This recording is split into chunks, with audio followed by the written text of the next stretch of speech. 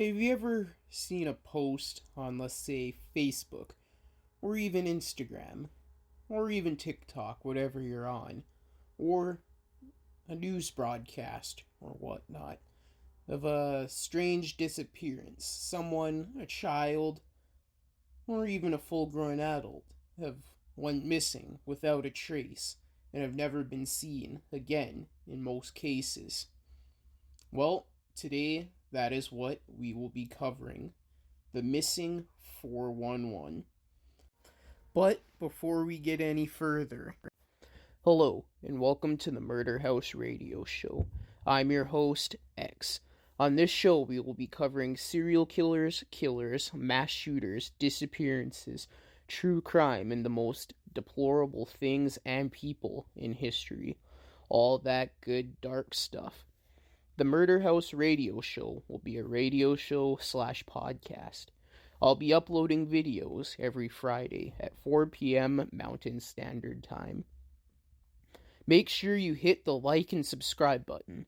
Once you hit the subscribe button, hit the bell notification button and select all to get all notifications if you are viewing on YouTube. Hit the follow button if you're listening on a podcasting platform. So sit down, get comfortable, grab some coffee or whatever your preferred beverage is, turn off the lights, and enjoy the show. Missing 411 is a colloquial classification for missing persons cases that meet certain criteria. These criteria include the disappearances occurring in a national park, rural area, or large reserve of public land, and the presence of exceptionally odd circumstances surrounding the disappearances. The missing 411 was created by David Paulides, and he is a former police officer who has written books and made films about the missing 411 cases. The name Missing 411 is thought to refer to information about missing people and is not related to the 411 people missing. Some have criticized the missing 411 theory, arguing that the cases are not statistically mysterious or unexpected. So, as I stated earlier, the missing 411 relates to cases where people go missing in the woods, rural areas, with unexplained and mysterious circumstances. When you think of the woods, you think beauty, nature, and all that stuff. But in this bizarre phenomenon, it adds a dark twist that will have you thinking twice of going into the woods. The term itself, 411, actually has its origins in an inconspicuous computer term that refers to data that cannot be found or a corrupt link. I did not know that. It is certainly an apt metaphor for the state of these individuals who have vanished. That's definitely interesting. Did you guys know that? Because I sure as hell didn't. As many as 90,000 people are legally declared missing in America at any given time. The majority of the 411 cases do take place in woods and rural areas, but not all. The name David Paulides, as I mentioned earlier, was an investigator who spent 20 years of his life as a police officer. He has uncovered a number of perplexing trends. The majority of these disappearances occurred on clearly marked and popular hiking trails. In addition, victims are often proficient outdoorsmen and women, hikers and hunters who know their backwoods well. Paulides has dedicated nearly a decade of his life in the research of the 411 cases and has written a series of books on this subject. There are a bunch of spots, which would be hot spots, where these cases take place. However, one of the most prevalent of these spots are in Yosemite National Park in California. Well, I guess I'm not moving there anytime soon. An example of a case from this national park is Stacy Arras, 1981. Stacy was a 14-year-old girl on a horse riding trip with her father and several other friends in Yosemite National Park. What was likely a picturesque and enjoyable ride over the stunning wilderness of the park became a nightmare for her family. After arriving at the Sunrise High Sierra camp, Stacy cleaned up and decided to take a walk. Stacy asked both her father and another person she was with to join her, but was denied. She made it clear that her walk was only down to a nearby lake in order to take some pictures and stretch her legs. The lake was very close within earshot of their campsite, and the area was not known for any instances of any animal predators.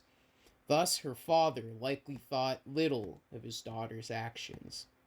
However, once she embarked on her walk, Stacy Arras was never seen again.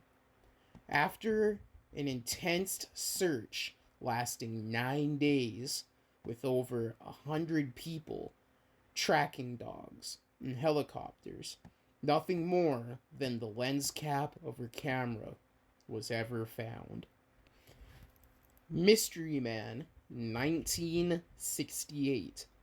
In early August, a man's body turned up at a cavernous location within Tenor Peak. This is a site not far from Sunrise High Sierra Camp and the lake where Stacy disappeared.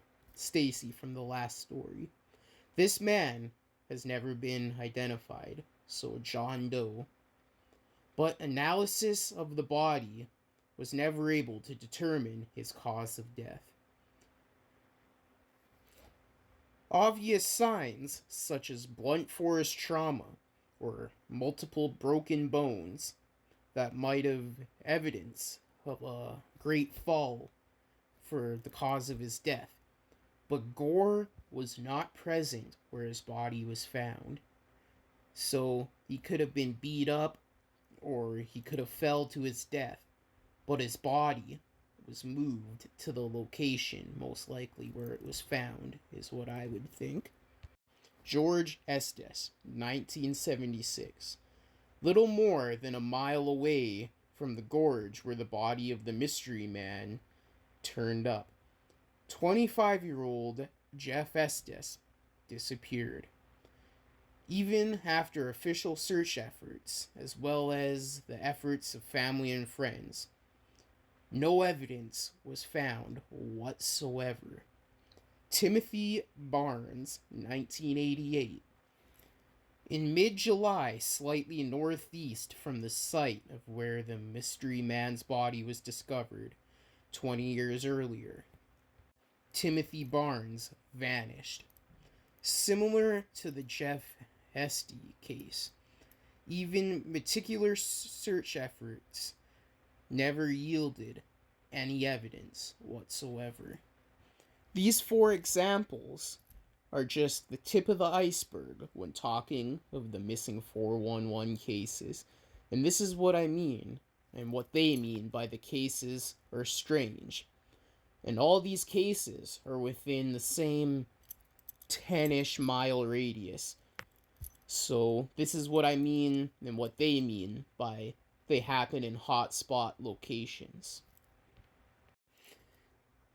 In the case of the Stacy Arras case, David Pilates also encountered another perplexing obstacle. Upon filing a Freedom of Information request to access the original Arras case files, he was denied and contacted directly by a special agent from the national park. That's major red flags right there. Like, if you request freedom of information for the files, they kind of have to give those to you. The agent told Pilates in no uncertain terms that they would not release the files. However, he provided no explanation as to why. But by all accounts, this was a perfectly normal request. Very suspicious. Very suspicious indeed. The David has a very particular insight to these cases as he was a retired police officer. So he's used to dealing with crime reports, the proper procedure, and whatnot. So, as a retired law enforcement officer, he takes a keen interest in the way the government agencies document these 411 cases. It makes sense. Like, as if anything, like, you do a job, and then once you do the job, you see others do the job, and you're like, that's not right, or that was done perfect. You know what I mean?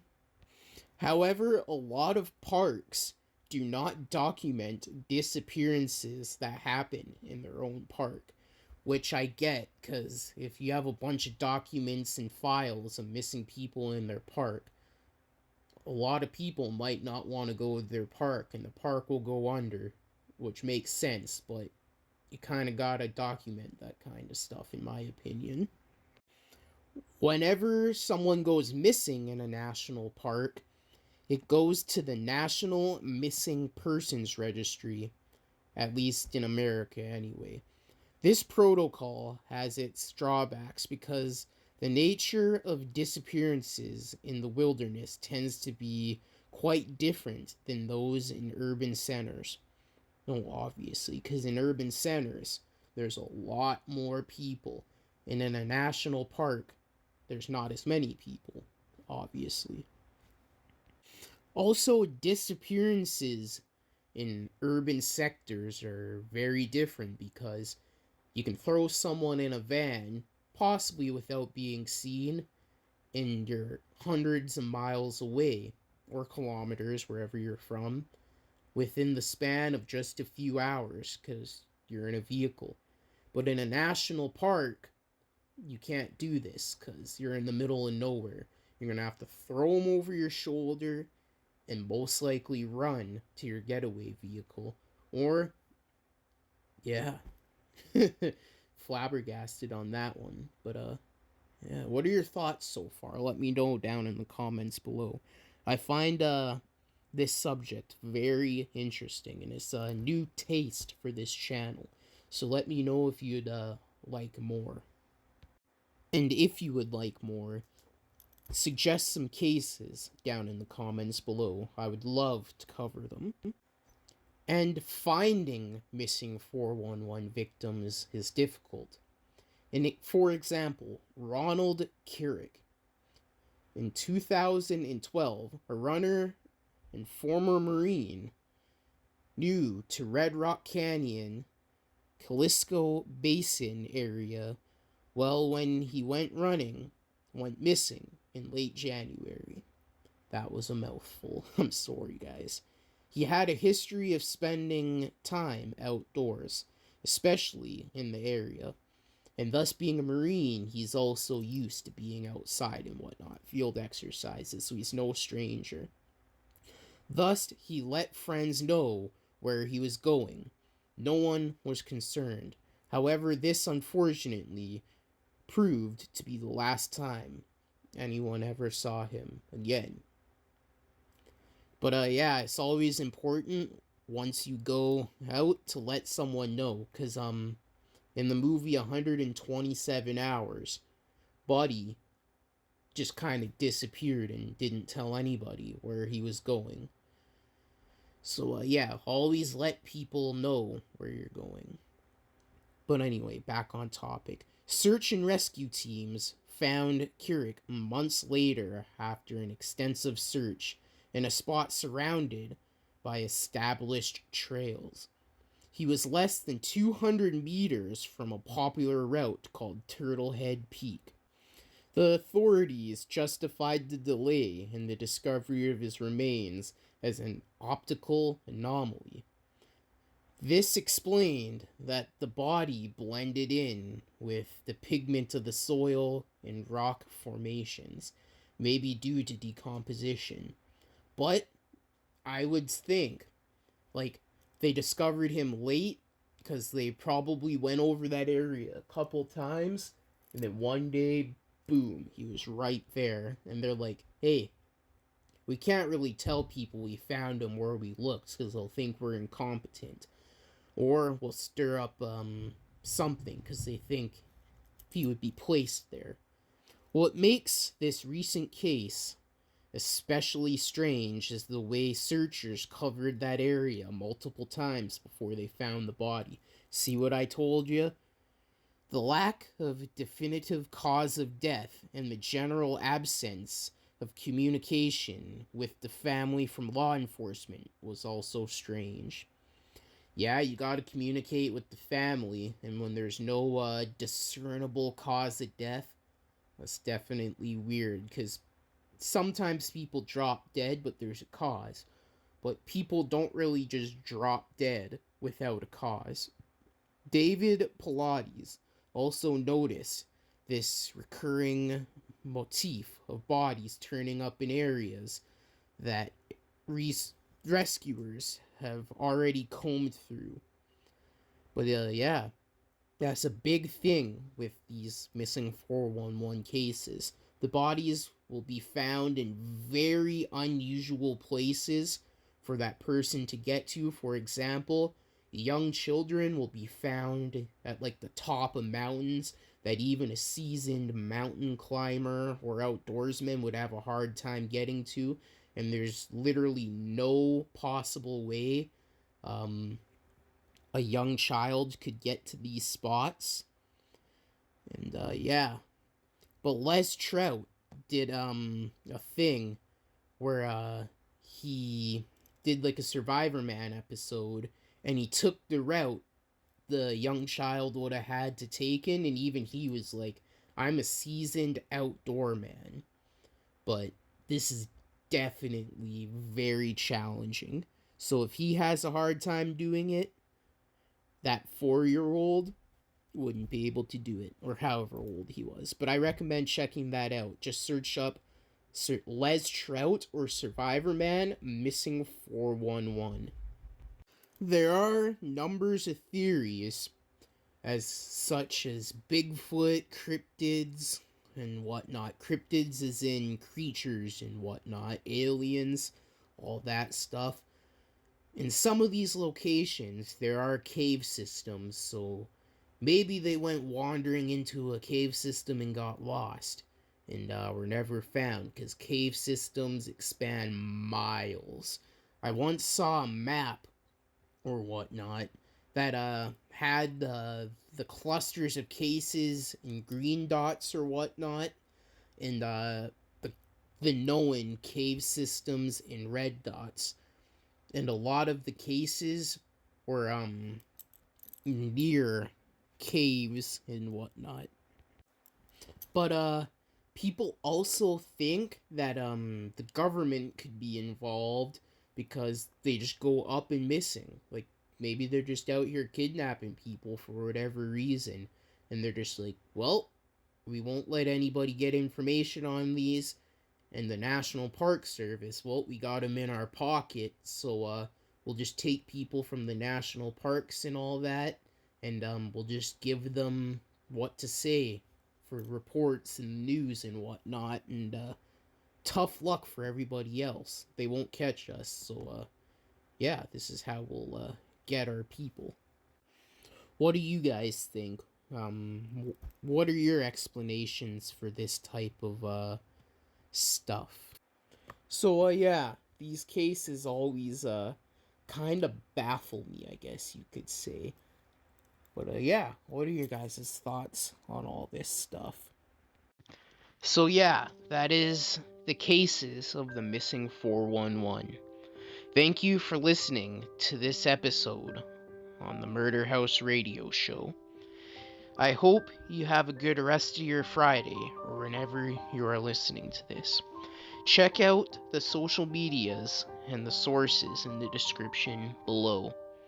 Make sure you hit the subscribe button and hit the bell notification and select all, and hit follow if you are listening on a podcasting platform. But yeah, this is your host X signing off. See you next Friday.